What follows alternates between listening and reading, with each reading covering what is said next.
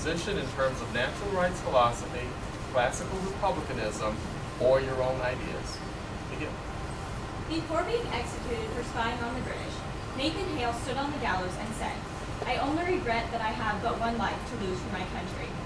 Service to government and society is a foremost ideal of classical republicanism. Natural rights philosophy, born in the Enlightenment, opposes this by stressing individual rights and the creation of government out of a state of nature to protect those rights.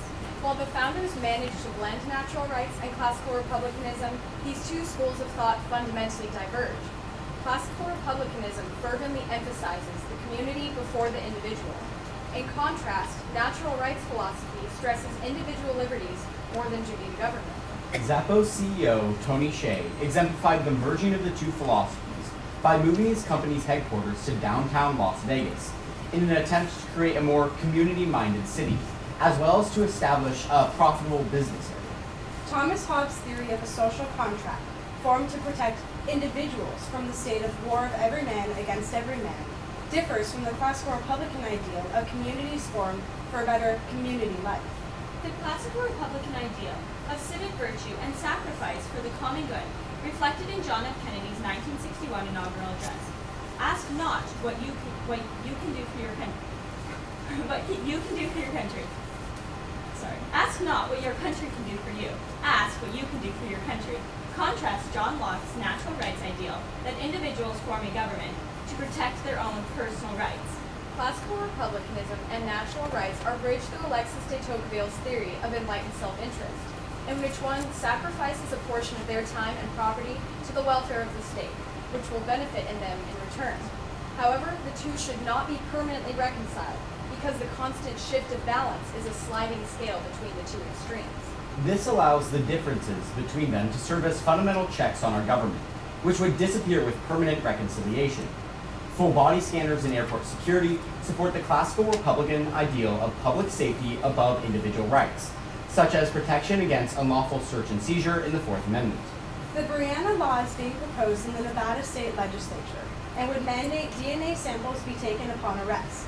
If there is no conviction, the samples will be destroyed, thus upholding individual rights of privacy and property over the common good of maintaining a DNA database. The essential purposes of government are, as Brutus IX states, to protect the rights and promote the happiness of the people, and, as the preamble states, to form a more perfect union.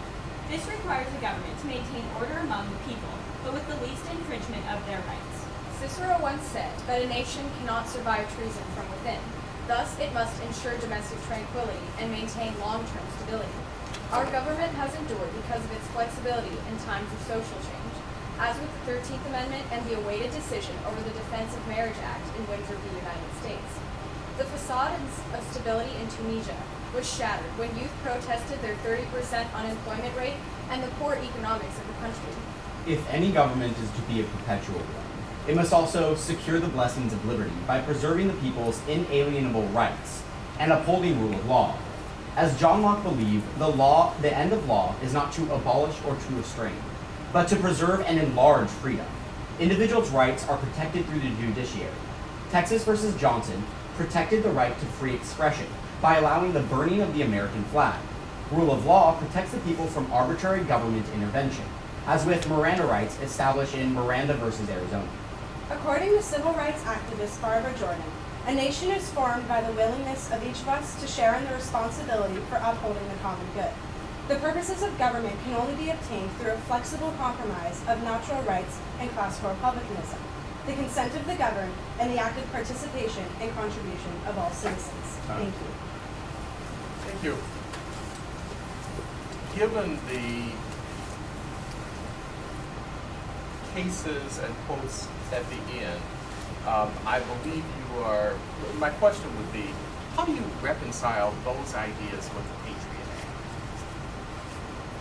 There's a very interesting part in the Patriot Act that was fairly unknown until a law professor actually read through the entire thing, that allowed for habeas corpus to be completely denied to certain prisoners.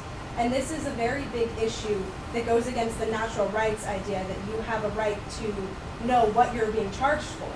the classical Republican ideal of sacrificing certain liberties in order for the protection of the common good is actually a key part of the Patriot Act.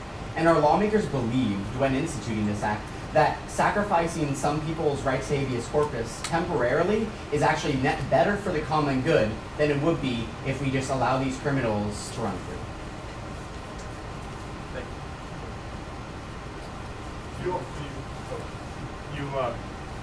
are what you told us in the last fraction of a minute, the proposition that given that there are conflicts between classical Republican principles and individual liberty, that when push comes to shove, the Republican principles of the protection of our community prevail, trump the individual liberties. Is that what we're hearing?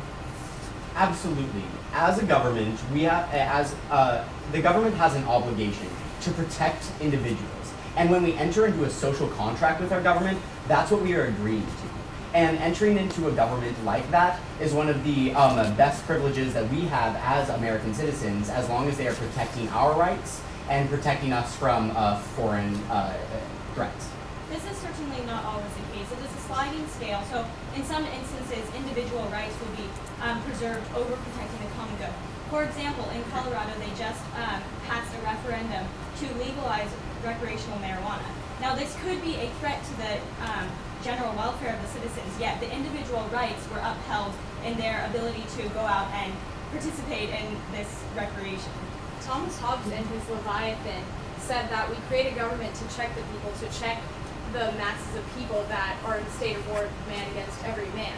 Now, while we are checking them, at the same time, he believed in natural rights and that we do that in order to preserve our individual rights. A great current event example of how the common good is being upheld frequently over natural rights would be the issue over whether or not the Miranda rights were read at the proper time to the younger brother of the Boston massacre. Or the Boston bomb, sorry. Your presentation makes sound to me like you're all very optimistic or enthusiastic or approving of the way things are. But what I want to know is, are we just lucky? Did we get here because we have a really brilliant bunch of governors and legislators and so on? Does it take constant tinkering? And why are you so optimistic? One of the best things about the United States experiment is the sharing of ideas that occurs between people at different levels of government. And the sharing of ideas between classical republicanism and natural rights has generated, not through luck, but through hard work over 200 years of countless individuals to develop what we believe is a more perfect union and a better form of government. Would that sharing of ideas struggle given the gridlock that we seem to have in Congress right now? Absolutely, and this is a result of the fact that our republic is extended over a large area of land. Originally, classical Republicans believed that communities which were Republican should be in homogeneous communities, and that's why, as a result of gridlock, people from different lands have different opinions and different views. So you're saying Madison was wrong? Madison said, "Oh no, extended republic is a great idea. That's the way it's going to." You guys, are you saying that you don't agree? You think he was just selling his snow job to the country? In Federalist 10, James Madison essentially says that in an extended republic, the effects of factions will be mitigated. Now, a faction is essentially, the definition of it is that it is adverse to the common good. And while the gridlock may very well be interpreted to be quite against our common good, nothing's really being passed, the sequester was a big issue, it's not going to be permanent. They're definitely moving forward. In fact, we met with our senator just the other day, and he stated that they're going to get a lot of things passed, especially the filibuster, hopefully by July. In what persons or institutions protect us against the protective nature of classical republicanism going too far, becoming oppressive as opposed to merely protective? How do you keep that away from going too far off the beach? Fortunately, the United States has issued checks and balances within our legal system itself. Everyone is allowed to have a lawyer if they can't provide one for themselves. Everyone has to be read their Miranda rights. All of these are ways to sort of hedge against this monolith that is the United States federal government. One way we certainly do this is through the voting process. In order for our representatives to get voted, or to get that vote of confidence, they have to portray to the people that they are going to be expressing their rights and protecting them within the legislative body. Time.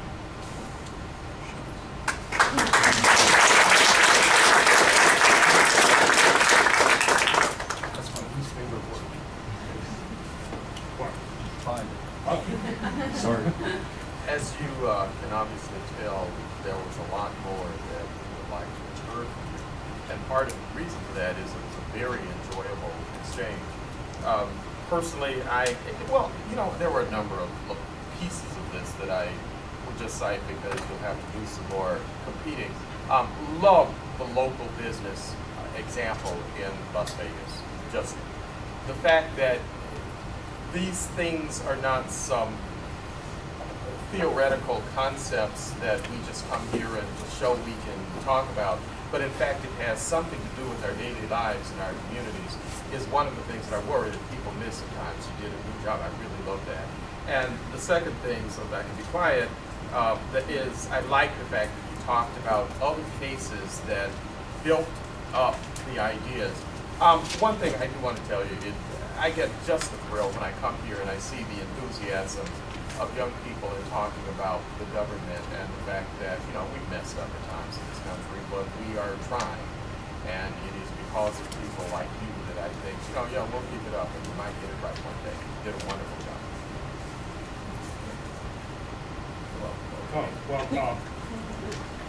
A question that came up in the last 15 minutes and has come up recurrently today is the question about trying to frame here when you keep the wave going too far up the beach, and that can apply either to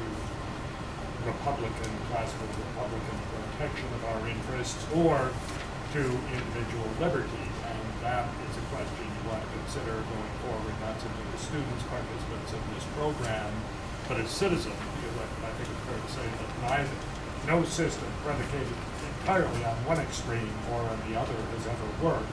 And given that you're going to have both, as you intimated, the trick becomes what happens when they run into one another head on, and how do you sort out, how do you resolve that collision without the whole system falling apart.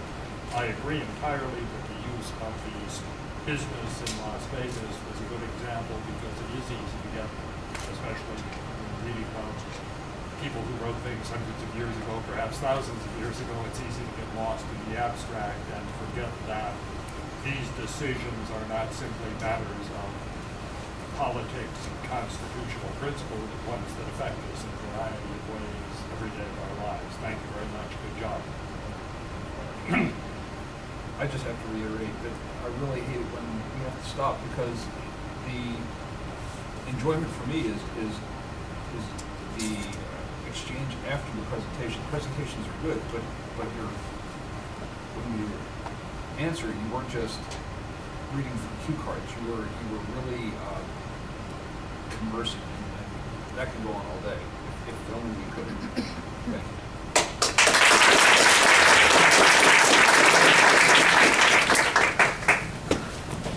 Thank you. Thank you very much. Thank you entirely. Our pleasure. Thank you very much. Enjoy this going ahead. Thank you. Thank you. Thank you. I remember you are. Yes. Thank you. Appreciate it. Thank you. Appreciate it. Thank you. Enjoy this weekend. Thank you for taking your time. Thank you.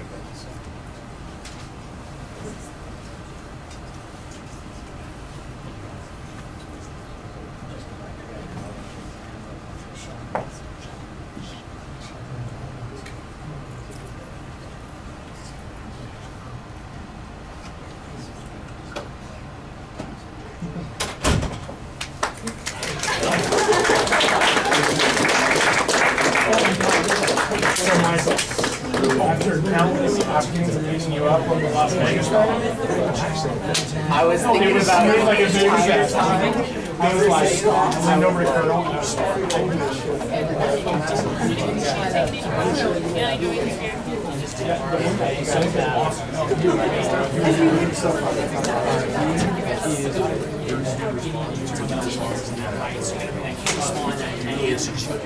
so powerful. You need to get that examples in there. All right.